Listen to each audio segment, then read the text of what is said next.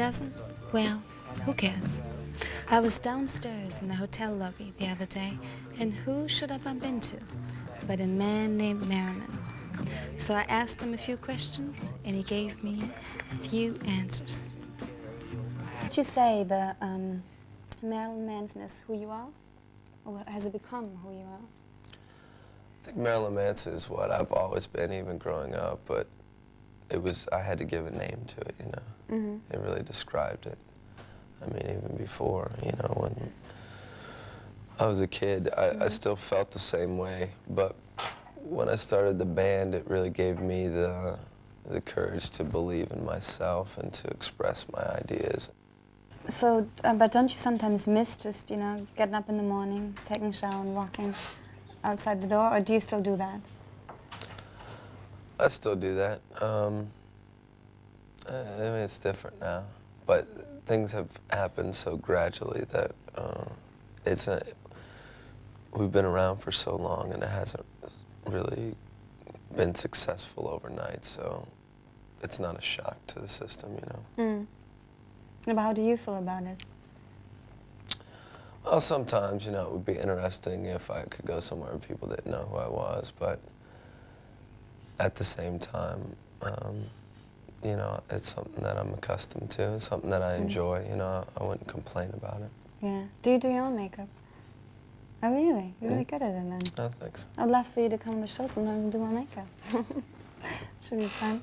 I could do your makeup later for you if you want. Oh, really? Yeah, Oh, sure. cool. I would love that. Talked for quite a while about quite a few things. He's the kind of man that makes you believe the art of conversation is not dead, and you can see some more later if you like. When you come back to my room, you can see Tim from Ash, slash on slash, and some Faith no more. So come back and join me. Manson. We had to get on the subject sooner or later. So I thought, what the hell, and ask him what his experimentation with drugs had left him with. A headache. A headache. Yeah. It was, I mean, it was, I just wanted to really tap into different parts of your subconscious that you wouldn't normally find, and I just did a lot of reading, a lot of, you know, about the black magic and voodoo and things like that, and there was a lot of times when we stayed up, you know, many nights, just experimenting with all sorts of drugs and things, and finding how that affects your dreams, because when you go to sleep then your dreams are more intense, and all the lyrics on the album were really inspired by the dreams and nightmares that I had over that period and the few years that preceded that. So I mean, the result really is the album. I would never go back and do it again, you know, but I'm glad that I did. Did it scare you a little bit? No, but it was something that I learned from, and I learned that it made me a stronger person. It made me have more control, you know, when you come so close to danger, that it kind of makes you appreciate life more. But kind of like voodoo and all that kind of stuff, like magic, also shows you that you have much more power than you really know and then you use, you know what I mean? A lot of my theories on magic are related to art, because I think artists are like the true magicians. They always have been, whether it's a writer or a performer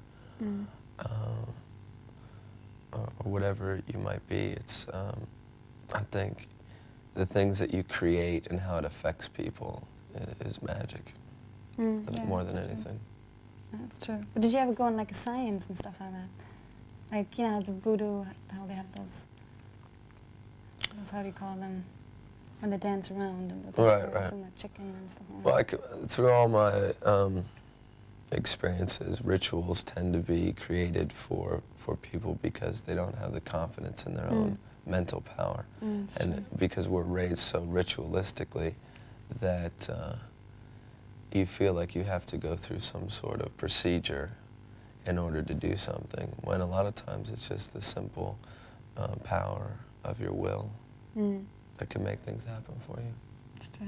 You gotta learn that. What's the most extreme thing you've done so far, on or off stage, or just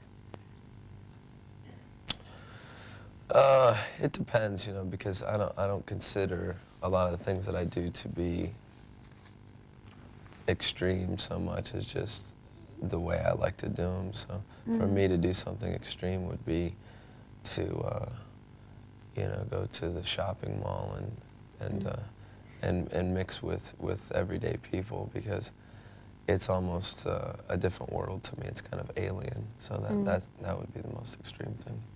The Antichrist superstar there. And now I want to tell you a little story about Terry B to be exact.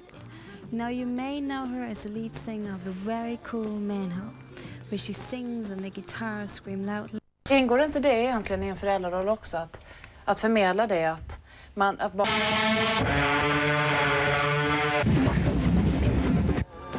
Welcome back. I'm Miss Valet, and you better believe it, buddy. Sorry, I've been watching too many episodes of The Dukes of Hazzard on cable. Daisy Duke, a definite role model for girls all across Europe.